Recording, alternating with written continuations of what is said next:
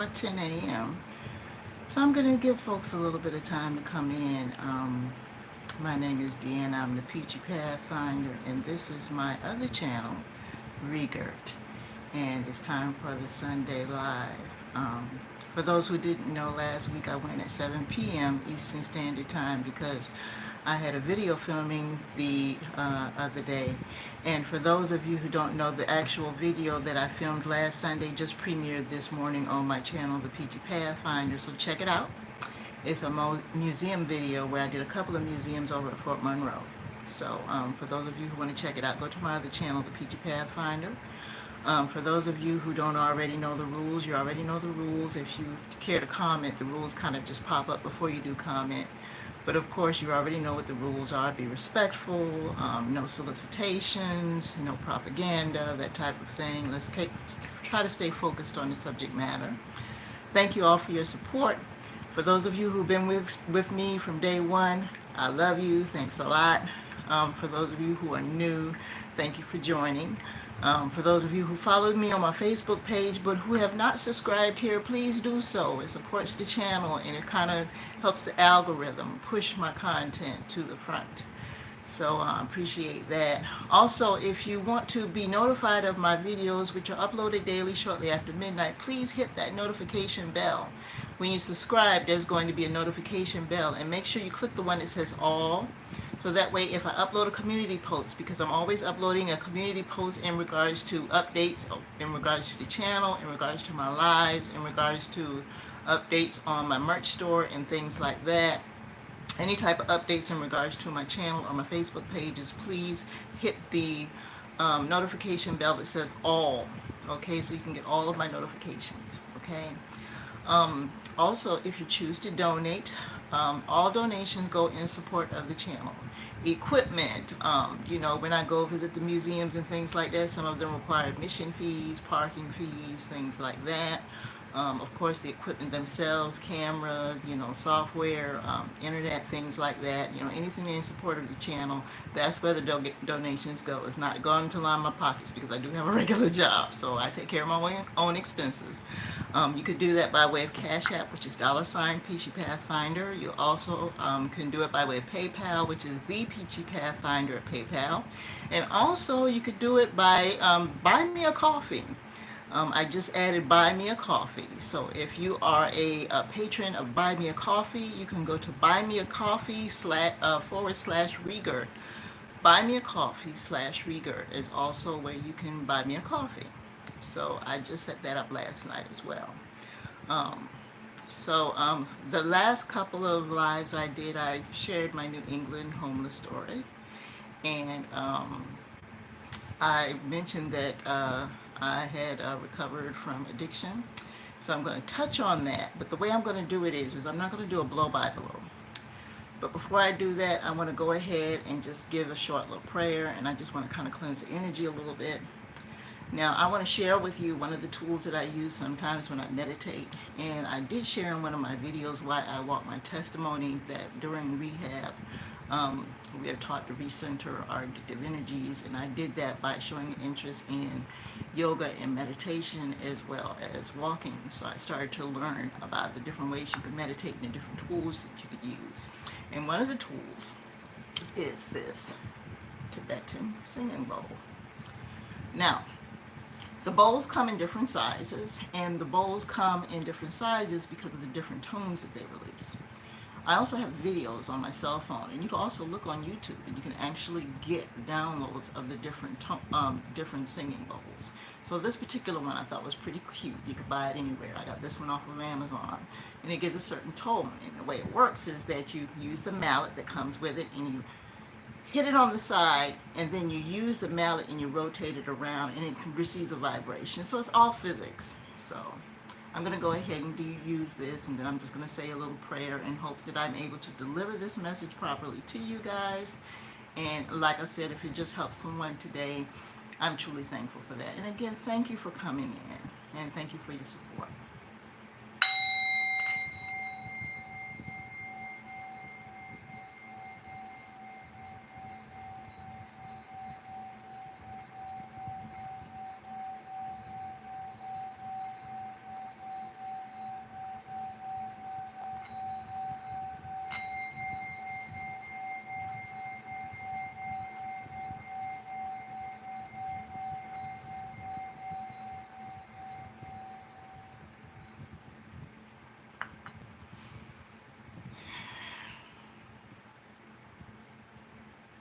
gracious and heavenly spirit, spirit guides, ancestors, and archangels, I come to you today to please allow me to be able to deliver this message in hopes that it helps someone. Please allow me to be able to give my testimony in a way that is understandable and that is well received. I ask that you move through me. Allow me to speak eloquently and freely and to your satisfaction and to your glory. I thank you for your constant presence in my life every single day, blessing my footsteps and allowing me to wake every single day and be a testimony to others. Allow my vision and allow my experiences to be a way to help others who have suffered and have suffered the things that I have suffered through, to let them know that tomorrow is a better day and that every day is a blessing, and for them to be thankful for the things that you bestowed upon all of us. I'm truly grateful for your pleasant presence, and I will serve you always. I say. Okay, well, here we go. 6 minutes in already, so it's ready to start. Okay, we're ready to start. Stumbling already. But anyway. Okay, I just saw a Facebook notification. I just posted some stuff this morning. Anyway. I'm going to talk about, the way I'm going to tell my story is I'm going to talk about the last day of my addiction, and then I'm going to talk about the first day of my recovery. I am not going to give a blow about the type of drugs I use, because I don't think that's necessary. And welcome to the person who came in. Thank you very much for coming in. I can't see who you are while I'm speaking live because I don't have any other devices to check, but if you could put your name in the comments, I would appreciate it. It was Wednesday. I want to say it was Wednesday, April 8th, 2009. That was the last day of my addiction. I was addicted to opioids. And for those of you who don't know what opioids are, they're a prescription drug. And that was my last day, which makes my first day the next day, which is Thursday, April 9th, 2009. So this past April 9th, 2024, made 15 years clean for me. Now, on Wednesday, April 8th, 2009, I was in college. And now, I had shared in my previous videos, as well as some of my audios, that I dropped out of college earlier on in years and got married and decided to go back to college as an adult. And when I did, I took online classes. And for those who had ever taken online classes, you take online classes to a point, but then after a while, as you accelerate toward your degree, you eventually have to wind up going to class face to face. And that's what I had to wind up doing. And when I did, I wound up taking on a couple of part-time jobs on campus so I could be close to campus, and I also lived on campus. I had the benefit of doing that. So transportation wasn't an issue for me. I was able to walk to and from because I was on campus. I worked on campus. I lived on, I took my classes on campus. Everything was within the vicinity. It was just nice and cozy for me. It was a small university. Enrollment was anywhere from 1,000 to 1,500 at any given time. Small town in North Carolina, about 45 minutes away from Charlotte. Private university. It was a religious affiliated, even though I wasn't associated with that religion. It was religious affiliated, but it had an impeccable reputation in North Carolina. I was able to get an adult returning scholarship, amongst others, to go back and finish the year and a half that's required for me. And so I went ahead and took on the two part-time jobs, and also I sold Avon on the side in order to make the extra money that I needed for my living expenses. So with that, I was also going to school full-time, which means I took classes 4 days a week. No, I stand corrected. I took classes 5 days a week, in addition to working two part-time jobs and doing Avon. Now, with that being said, I was still in full-blown addiction. Now, there is something called functional addiction. Well, let me briefly explain what that is in layman's terms. That's basically keeping up your habit, but still being able to survive without anybody noticing. They don't show a lot of that in television. When you see the term addict, you see this theatrical demonstration of what this person looks like. They're unkept, they're out of control, they're living under bridges and sleeping on park benches and holding up signs at intersections. I'm not putting that down, but I'm just telling you what the depiction of an addict is supposed to be.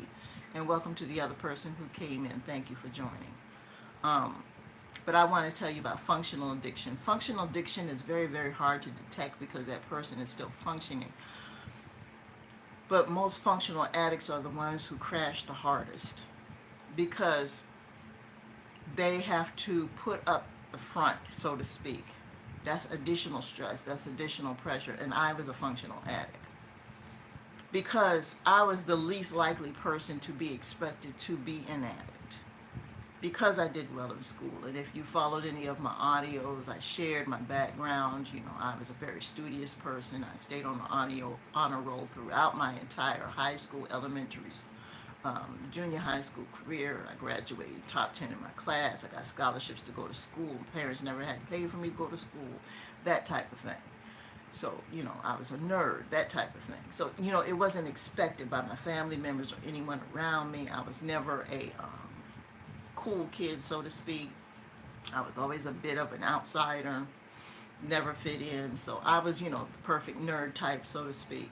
So it was never expected that a person like me to become addicted to anything, especially having that knowledge. But when you go through things in life that you're not prepared for, you wind up succumbing to stress, and you don't have the coping skills to deal with it, and you're not prepared. You look for an escape, and it doesn't matter what background you have. So I'm not saying that as an excuse. I'm just telling you the truth. The fact that it can affect anyone. There's not a certain demographic. You don't have to look a certain way. You don't have to come from a certain place. You don't have to have a certain background. You don't have to be of a certain age group. You don't have to be of a certain gender. It doesn't work that way anymore, and I think a lot of you already get that. You're beginning to understand that. It can happen to anyone. You see it in the news every day of high-profile people from prestigious families who have wonderful upbringings that you and I could ever dream of, and they wind up having an addiction to opioids or any other type of substance abuse problem, and you're scratching your head wondering why that person has everything. But for some reason, you know, their life is just not satisfactory. You don't know what's going on behind closed doors, and that was the situation with me. So I'm going to tell you a typical day for me prior to the last day of my addiction was where I needed to have it to go throughout the day. I was a payday addict, and for those of you who don't know what a payday addict, and for some of you, you probably know who a payday addict is in your family or in your household. They're the type of people, when they get paid, they have to go get that bag. That makes that bag of whatever, or that bottle of whatever, and they get enough of it to last them till the next payday. So they can have that little bit every day when they get off work or get out of school. Whether you choose to accept the fact that that person is an addict, they do have a dependence on it. They have a low-level form of addiction. They have a dependence on it. And it's like clockwork. They work it into their budget. And they feel, oh, well, you know, I work hard, I earn this. So what I want you to do is the next time, you know, if they get paid every week or every 2 weeks, just ask them, you know what, do me a favor and don't get that this time. And see what their reaction is going to be. For some of them, they'll feel like, okay, well, I don't need it.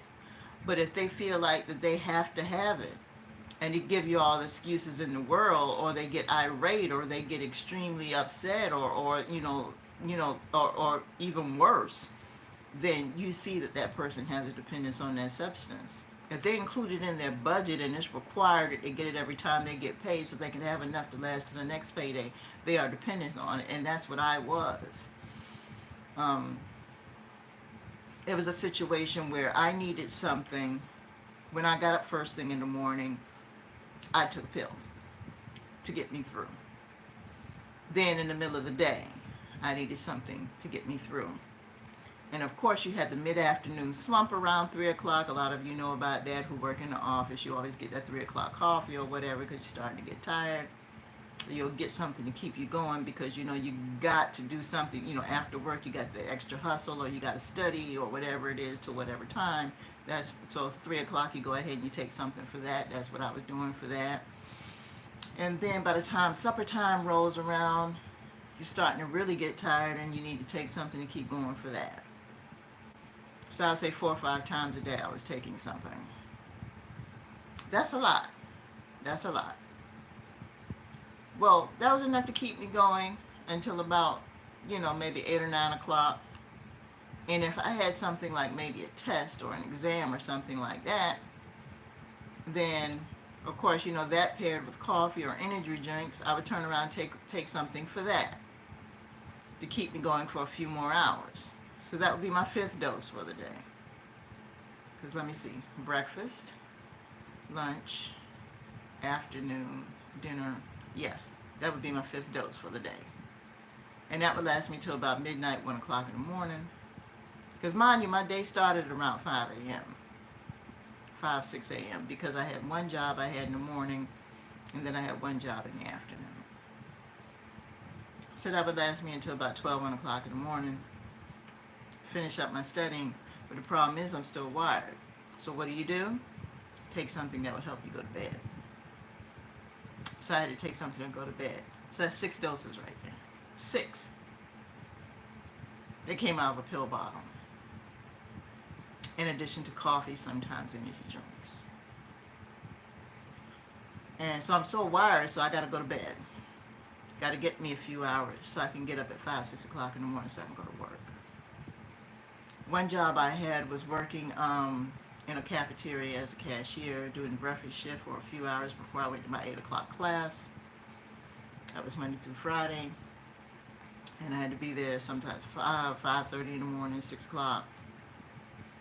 So I can go ahead and do that for a couple hours before my class. And depending on what day it is, sometimes my class was at 8, sometimes my class was at 9. Depends. Even though it was just a couple of hours still. So here it is, I'm surviving on maybe 4.5, 5 hours sleep. I'm tired. So when I get up, the cycle starts again. I get up in the morning, I take a pill before I go to work. Go ahead, do my 2 or 3 hours on the register or whatever the case may be. The benefit working in the cafeteria. I already was on the meal plan, but I was, I didn't have to use any of my credits on my meal plan because I was cashier. So while I'm having breakfast, having my cup of coffee, I would be like, okay, I gotta go ahead and go to class. I'm gonna go ahead and take another pill. And the cycle goes again and again and again. So throughout the day, anytime I took a pill, I took a coffee or a tea, and you're thinking to yourself, wow, I'm surprised you hit, your heart didn't explode. Well, fast forward. Now, mind you, this is a situation that went on for a year and a half as far as school.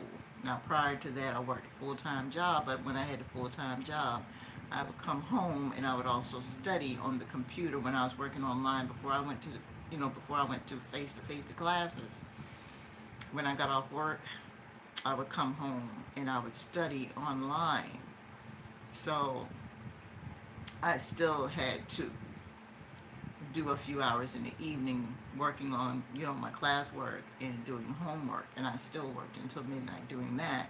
So I still somewhat had that bit of a schedule. I was doing maybe 4 doses a day, trying to stay awake between work and studying. So the few years before that, I was doing that as well. And prior to that, that, I was just, working a regular job, but I also had a second job where I was working as well. So I was always doing something extra. But that's what was going on with me. So I was doing a minimum of at least 4 to 5 doses a day, sometimes 6. So fast forward to Wednesday 2008. Wednesday the 8th of April 2009. And I want to say it was a Wednesday. So you guys can Google and see what day it was, but I want to say it was a Wednesday. I swore it was. Seemed like a typical day to me. I did what I did. Got up in the morning, had my dose before I went to work. Um, Finished up, I want to say it was about maybe 7:15, 7:30, because it was Wednesday, so that was a day that I had an 8, I want to say 8:15, 8:30 class. So when I got done, I went ahead and fixed my breakfast plate, and I had a coffee, and I was feeling really, really tired that morning, because this was around the time that I think I had a paper due, or an exam, one of the two. This was some years ago, guys, so don't get me. I either had a paper due or a test due that day. So I stayed up until about shortly after midnight the night before, and had to get up and be to work at 5:30 in the morning, so I didn't sleep that long. So I had a big breakfast and some coffee, and I'm sitting at the table in the cafeteria in the designated area where everybody sat at. And there was usually one of the students, she would come in and sit with me, but she didn't come in that day. She was sick, so I was sitting by myself. And I went ahead and I had a coffee. And I had my pill. But normally when I have my pill, I just have a coffee with it. But for some god-awful reason, it was just dumb of me. I pulled out an energy drink as well. Now, I was never a Red Bull fan, but they had these other drinks. I forgot what kind of drink it was. And I don't want to say the name because I don't want to get any type of strike against me because of, copyright or whatever. But it wasn't a Red Bull. It was some kind of generic drink that was, common to the region in North Carolina that a lot of the kids drank on campus. I'll just say that. So I made the mistake of taking the pill, drinking 2 cups of coffee, and the energy drink. Bad idea. And half my breakfast I had eaten already. And that's all I remember, folks. I remember briefly waking up and looking up at the sky. I was on the floor, feeling kind of fuzzy. And there was somebody looking down on me, calling my name. I didn't say anything. And then when I look up again, I'm sitting in the lobby of the school infirmary. And the nurse is asking me to come in the back and talk to her. I'm wondering how I got there. I'm sitting in this chair, and I'm like, wait a minute, how did I get here? What's going on? I was just eating breakfast. What happened? What happened? And she explained to me that I had passed out, fell out the chair in the cafeteria, and that I'd woken up for a little while. And, a lot of the athletes would come in for breakfast, of course, first thing in the morning after they got through exercising. And a couple of the ball players, a couple of football players saw me. Because they knew who I was, of course. I was a cashier. And they took me to the infirmary because I couldn't walk. So I guess they carried me. I don't know if they carried me or if they walked me. I don't know. But they took me to the infirmary and I was examined. And my blood pressure had been so high. The combination of the pill and the energy drink and the caffeine had shot up my blood pressure so high that I passed out. I don't know. But I was examined by the nurse. And I don't know if she gave me something or whatever, but I came to when I was sitting in the lobby, and she took me in the back and she said, you do realize that you could have died. And she gave me some terms that I just couldn't say what it was, but basically my blood pressure shot up super high. I passed out. They took me there, and she asked me, she said, we did your blood work, and I suggest that you talk to someone, because there are high amounts of prescription, blah, blah, blah, blah, blah, in your system, and without going into it.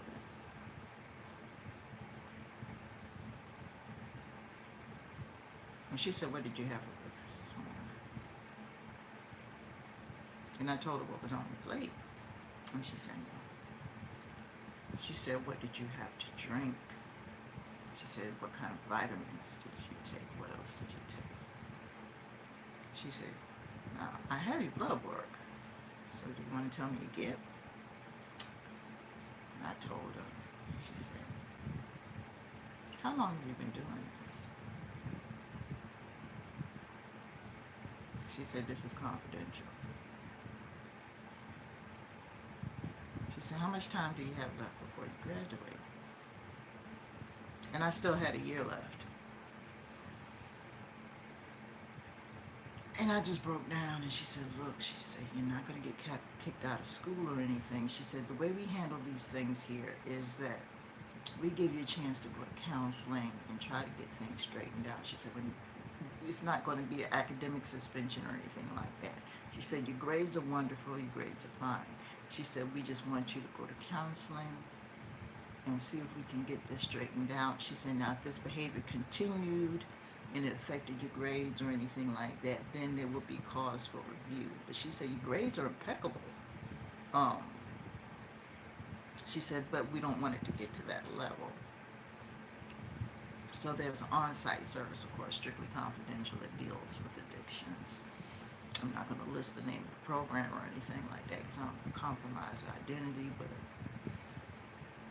there's basically where you go see someone, and of course, you know, get 24-hour hotline, you can talk to them, that type of thing. I wasn't part of NA and AA at the time. Because of my scheduling, I couldn't go. So the best that I could do is just meet, you know, the counselor one-on-one. We'd meet up at coffee shops in different places. I was assigned a sponsor. And a whole lot of phone calls.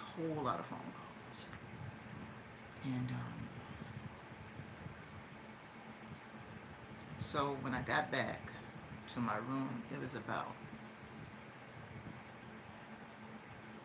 because needless to say, I missed my classes for the whole day. She gave me a note. She said, I said, well, what about my class and da-da-da-da-da, because I had no idea what time it was. And I don't even remember looking at the clock. I couldn't tell you guys. She said, don't worry about it. She said, I've got your schedule here. She said, I've already notified your advisor, and she's going to notify all your professors that you're not well. She said, if you're up to going to classes tomorrow, you can, but if you need it, then I'll tell them that you'll be out tomorrow as well. She said, because you might not be feeling too well tomorrow if you choose to make this your last day doing this. And I was thinking to myself, oh yeah, withdrawal. And I said, I think this is it. I said, I've never felt this bad before in my life. She said, okay. So she gave me like this ton of paperwork about, you know, pamphlets and everything about addiction and everything. And so I went back to my room. And I want to say it was about lunchtime. And lunchtime in the cafeteria starts at 11 and ends around 2. And I want to say it was about lunchtime because I remember seeing the cafeteria was full and there were a lot of kids. And the infirmary, the cafeteria was between the infirmary and where I lived. So I would have to pass the cafeteria in order to get back to where I lived, which was like a townhouse that was across the street from the campus. And I just went back to the townhouse. And I kind of sat. I didn't have a breakdown or anything, because a part of me kind of knew this day was coming. You know, part of me knew this day was going to come eventually. I just didn't know how it was going to hit me or when it was going to hit me. But I kind of knew that the party was going to be over someday. And for some addicts, that does happen. For some addicts, they kind of know that that day is going to happen, but they just don't know when it's going to happen, how it's going to happen, or whatever. And a part of them do know that, but it's just that that part of their brain, they just can't control themselves. And that's where I was, because that thought came across my mind many times. Was like, this party has to be open over one day. Um, so I went back to my room and I saw all this paperwork that she gave me, and I said to myself, okay, I got to make a phone call, start setting up appointments. I said, I got to look at my day planner, because, that was back in the day where everything wasn't online, so I had my day planner where I had my, I said, well, I got to start working in these sessions with this counselor. I got to do it, because you would have an initial meeting with the counselor, so I got to set that up. I got to call, so I'm thinking in my mind, okay, you know what, this is over. The short little walk, because it was like maybe 5-minute walk between the infirmary in my place. And the only thing that I could think of is the party's over. The party's over. So as soon as I got to my place, knowing that the party was over, it's like, okay, it's time for me to go ahead and set this up where I could just, okay, let me set up my appointments. So I put the paperwork on the bed. I was still in my work clothes. So I went ahead and got out my work clothes, took a shower, and I was like, well, I got the rest of the day off. Let me go ahead and just reorganize my day planner, reorganize my scheduling. And I said to myself, well, I got the day off. I'm just going to chill. Said no classes or anything. I said, I'll get caught up with everything tomorrow. And before I made the call, when I came out the bathroom, I was like, oh, there's something I need to do. I found every single pill bottle I could find. Every single one. Every single hot. And and I wasn't one of those type of persons that had pills hidden in places, because, I was living by myself. I didn't need to hide it in the cookie jar, and, like when I was living with somebody else, I did. I hid them in places, but I was by myself, I just had them in the medicine cabinet, and that was it. And, and I had a few in my purse that I needed to carry throughout the day, and, in a little Ziploc bag or whatever. And that was it. So I just took whatever I had and just dumped them in the toilet, took the bottles, put them in the garbage can, took the garbage bag outside to the dumpster, and threw that in the trash. And did a little lighthouse cleaning, and went through my purse, went through my phone, whatever contacts I had in my phone that had anything to do with it, got rid of them, deleted them, because I'm done. But I didn't think about the fact that, oh yeah, well, I'm done, but I didn't think about withdrawal. Let me tell you something. I now know the reason why a lot of people relapse. Withdrawal could be more painful than going through it, because your body starts doing things. And I think what I'm going to do is next week I'm going to talk about some of the things that you suffer through in withdrawal. You guys, in the meantime, are welcome to Google it, because it'll tell you all the symptoms that you go through in withdrawal. And as a matter of fact, there's different type of withdrawal symptoms associated with different forms of addiction, but overall there are certain things. So I'm going to share some of the things that I went through briefly, but I'll get into that later. So the day after was, so that was Wednesday. I went ahead and called and set up the appointment for the next day. They had an opening for the next day. Tuesday and Thursdays were light days for me, because Monday, Wednesday, and Friday were busy days where I had more classes. I had a full class load of 4 classes, but all 4 classes were on Monday, Wednesday, and Friday, but I only had 3 of those classes. The second part of those classes was on Tuesdays and Thursdays. So, and I got done early on Thursday. I would be done at about I want to say about 3:30 I would be done. So I would still have the rest of the afternoon to study or whatever. So I set up my times to see the person I needed to see on Tuesdays and Thursdays. In the afternoon around 4 o'clock, we would meet coffee shop on campus or off campus at a restaurant, that type of thing. And she was a female.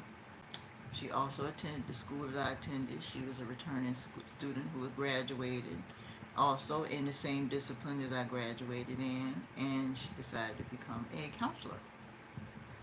So we had a lot in common. I was paired up very well. And she's maybe 10 years older than me.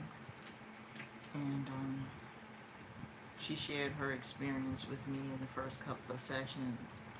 But that Thursday, the only thing I had all day long, to be honest with you, I didn't have that much of an appetite.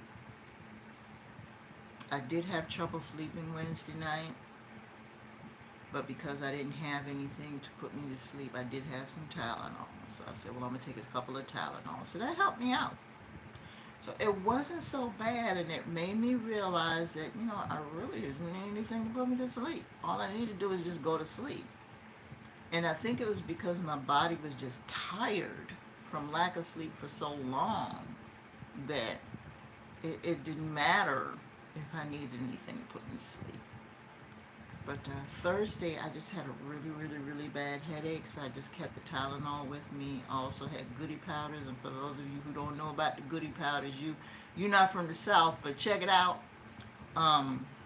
As a matter of fact, when I was living in Rhode Island, I was surprised to see that there were goody powders in the stores up there, so y'all rock too a little bit. But, and goody powders are nothing but powdered aspirin, for those of you who don't know. You could put it, instead of just doing the pills, it's just powdered aspirin. They also have the BC powders, Stanbacks. I don't know if they still make them, but they're all the same thing. It's just powdered aspirin with a little bit of extra pain reliever added to them, so you won't have to swallow pills. But just had a really nagging headache on Thursday evening, and my appetite wasn't that great. But each day had its share of withdrawal symptom that I had to deal with, as far as the craving to want to have something. Only came if I had a day when I had a lot to do, or if I was under emotional stress or pressure. And I'll share a little bit of that, how I started to cope with it a little bit.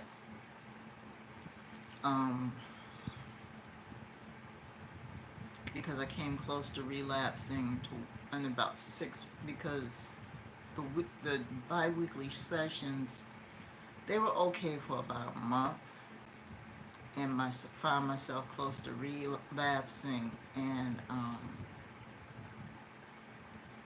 I had to tough it out for about a month until school was over for the summer. I had to tough it out. And when school was over for the summer, it became better for me because I was able to connect with a network that had locations all over the country. And I was able to go to centers and do outpatient throughout, no matter where I went, which was pretty cool, without going into too much detail. So there are resources out there for people. You just have to do your research. And there are a lot of centers that are interconnected with each other. So if you get connected with one center and let's say, well, I can't do this anymore because I'm leaving town, they might be connected with another location where you're going, where you can still continue your treatment in if it's outpatient, you can still continue to pick up where you left off. There are NA centers everywhere. There are AA locations everywhere. So there's no excuse why you can't get help.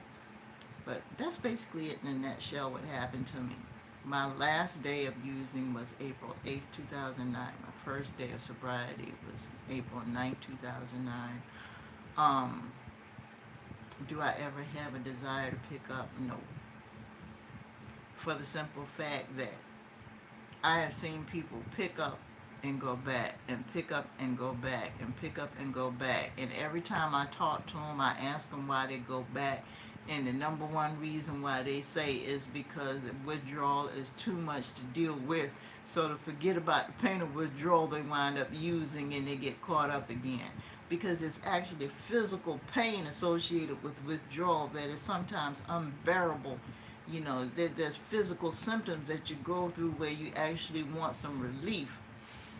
And I get that, but it wasn't worth it for me to turn around and risk throwing away the effort. That's my thing. You know, I go through all the effort of trying to get clean and everything else and try to fix what I've broken, and just to turn around, go through this process all over again. So I'm going to turn around and then running the risk of not being here anymore. Now, let's not even talk about that, because there's no guarantee that you're even going to survive the next time. You know, nobody thinks about that. And then not to mention the expense, because these things get more and more expensive as you go. And another reason why I don't want to talk about the type of stuff that I use is because since 2009, you've had different generations of drugs that have come about since then.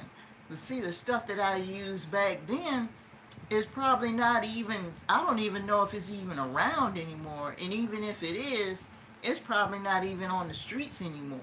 And you know, it's probably, for all I know, it could be over the counter, you know. This stuff is like technology. It's like every 5 years you got some new stuff out there. So, and how I got on it, let me talk about that, because I didn't bring that up. And I know it's a little scary, but I started in 1994, but it didn't turn into a full-blown thing until several years later, when certain stressful situations came up in my life, and it really blew up then. It was kind of an off and on thing, you know, just a little bit here and there between 1994 and the early 2000s. It was just a little dipping and dabbing. You know, just a little, you know, once or twice a week, you know, pick up a little something here and there. But it didn't become a daily thing until the early 2000s. And then by the time 2008 rolled around, it was, you know, that four or five, 6 doses a day thing. I had a panic attack. I had a panic attack. I thought I was having a heart attack. I was living with relatives at the time, and the ambulance had to come get me because I thought I was having a heart attack. And I was 25 years old at the time. Terrible, you know, terrible panic attack, single parent, going through a lot of stress. And I had a panic attack one night, and they took me to the hospital, and the first thing they gave me was a drug to address panic attacks.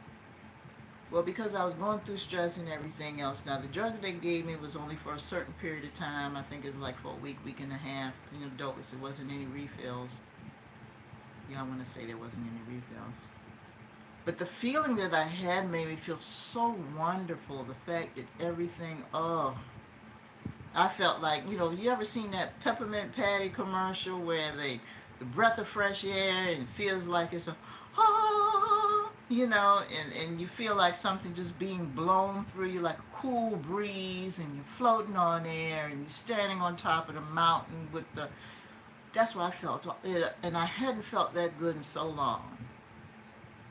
I wanted to keep it going because of what was going on in my life. And there were so many things that were broken at the time that I couldn't handle, and I didn't know how to handle. And I was trying so hard. I wanted an escape.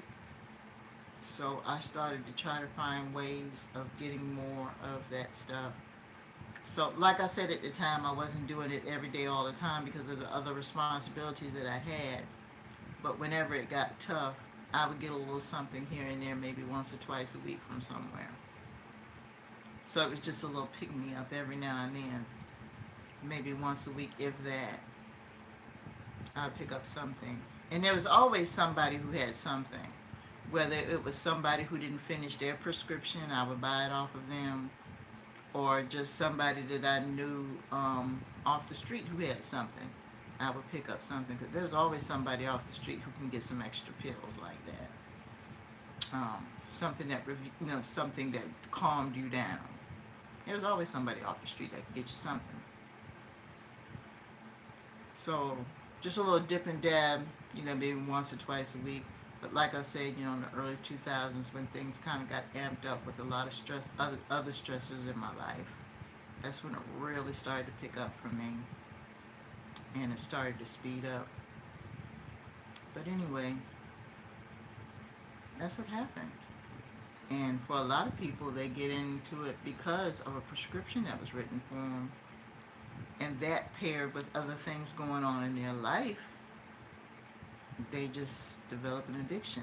And I'm not blaming the prescription. Don't get me wrong, I'm not blaming the prescription.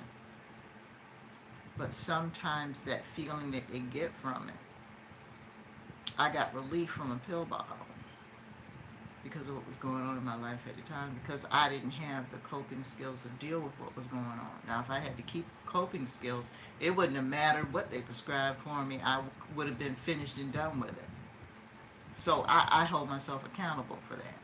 So I'm not going to blame the pill bottle for that. Not at all. But I'm thankful every single day that I'm here, because I lost a lot of people between that time and now who didn't make it. Doing the rehab, doing the therapy that helped cause me to pick up, addressing psychological issues that make me want to pick up, because that was another thing that I had to deal with when I was in rehab. Because in rehab, they just don't tell you to get clean. They address the issues as to why you picked up in the first place, especially if there's so much knowledge out there in the world that tell you this stuff isn't any good for you. They tell you that it's poison. They tell you that it will kill you. They tell you that it will damage you, but still people every single day will pick this stuff and will purposefully put poison inside it, because it's poison, and they will purposefully put this poison inside themselves knowing that it will happen. What part of you, inside of you, will purposefully do that? And in rehab, they help you address those issues. And there were some issues that were deep down inside of me, because it doesn't make sense, that I had to address in regards to self-esteem and some things in my childhood that made me feel less than, where I didn't feel like I was a whole person. And my sense of purpose in this world and what I'm supposed to do. I spent most of my life feeling like I was half here. I was programmed, but it wasn't my programming. Okay?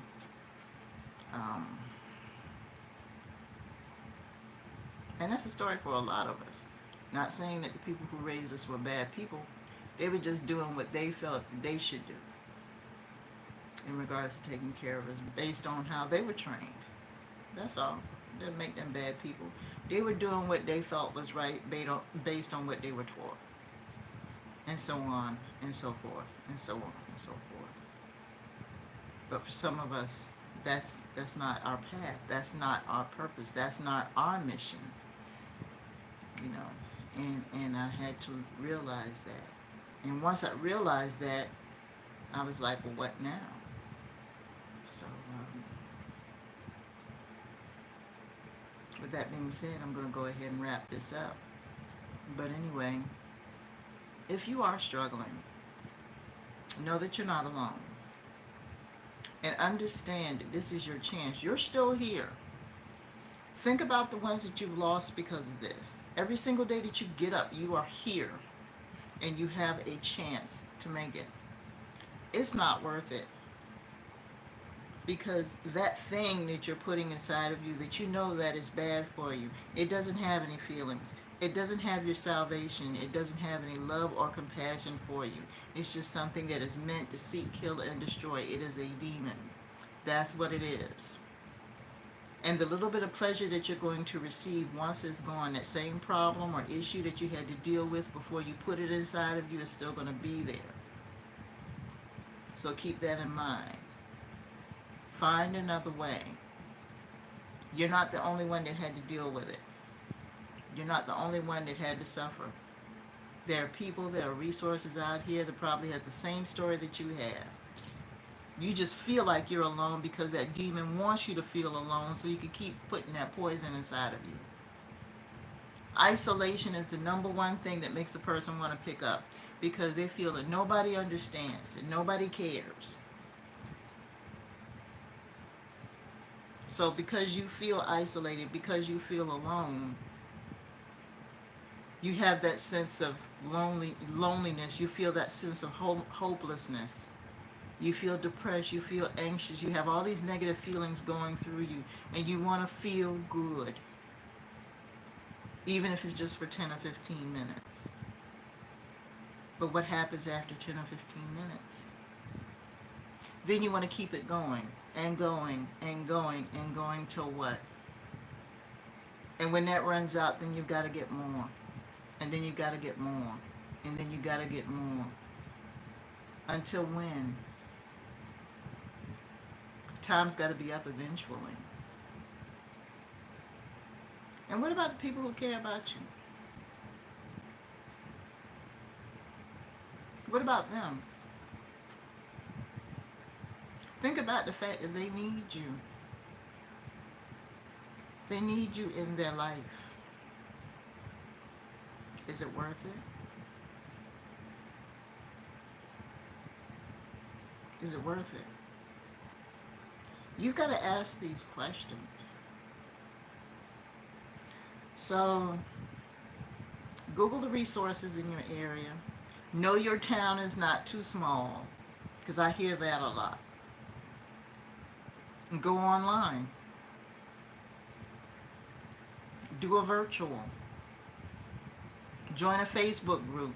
I was Googling Facebook groups the other day, and there are hundreds, I would say thousands of Facebook groups that you could reach out to and just have an online meeting with some people. They're probably still doing them by phone. There's no excuse.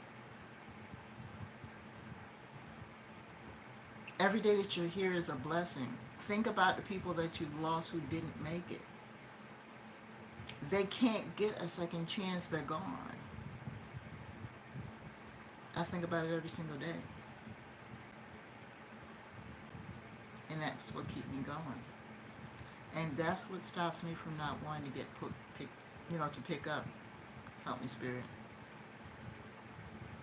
So before I go, no, I do not have any desire to pick up. And yes, you're going to run into people who knew you back in the day. Yes, you are. People, places, and things. The best way to do it is to stay away from them. Don't look up anybody from back there. Don't visit anybody from back there. Don't go to that neighborhood. Don't think about them. Don't worry about them. They're God's children just like you, God's child. Let God deal with them. And I know that sounds mean, but you got to look out. Your sobriety and your well-being is tops. Don't worry about them. Let God deal with them. The same way he dealt with you. He, she, whatever gender pronoun you choose to use. Let Spirit deal with them. The same way he dealt with you. And as far as the people who stood on the guidelines, who are skeptical as to whether or not you're going to pick up, don't worry about what anybody thinks. If they think you're going to pick up, let them think. Let them worry. Let them be skeptical. Let them. You got your life to live. Because I have people in my life right now, 15 years out, there are still people that are questioning whether or not I'm going to pick up again. You know what? People like that who don't have anything else better to do in their life but worry about whether or not I'm going to pick up need to mind their own damn business. Now, these are people, they got health problems, money problems, relationship problems, but they worried about whether or not Deanna going to do some dumb shit she did 15 years ago. I could care less about people like that in my life. They're low vibrational. And you shouldn't either. So for those of you who are clean having to deal with that, accept the fact that those people are going to exist. You're going to have people that are going to question your sobriety. They're going to do that because they're living in yesterday. They ain't about nothing, ain't going to be nothing, and they're probably going through the same mess that they went through 15 years ago. So they're thinking that you're in the same mindset that they're in. That's why they're questioning you.